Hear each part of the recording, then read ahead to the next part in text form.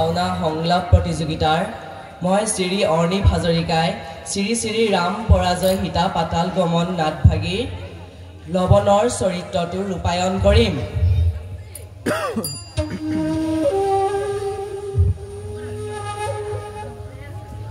নাম মোৰ লৱণ দৈত্য, জানে সকলোৱে দৈত্যৰ ঔৰসে জন্মিলো, দৈত্যৰ কুলত হেয়ে নিজ অধম পৰম ভাৱ বুলি আহে মৰ্ত্যৰ মানৱ, আৰু সেই চৰকাৰ দাম্ভিক দেৱতা,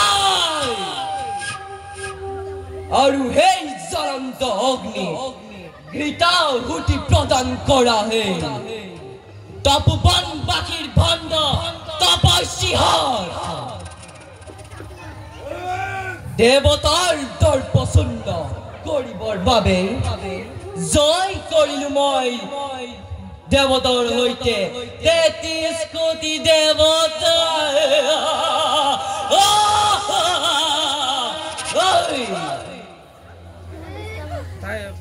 এতিয়া বাকী মাথো মৰ্ত্যৰ মানৱ আৰু ভণ্ড তপস্বীহক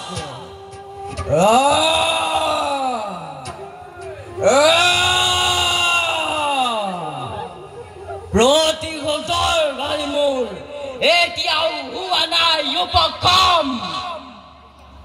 পুত্ৰ এয়েহে সাজু কৰা মোৰ চতুৰংগ বাহিনী মৰ্ত্যৰ মানৱক আক্ৰমণ কৰা পূৰ্বে ধ্বংস কৰো হে বন্ধ তপস্বীৰ আশ্ৰম।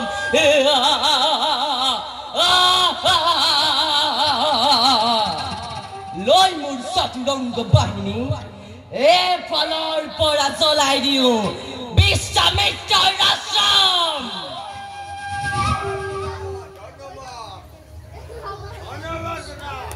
ধৰাশ্ৰম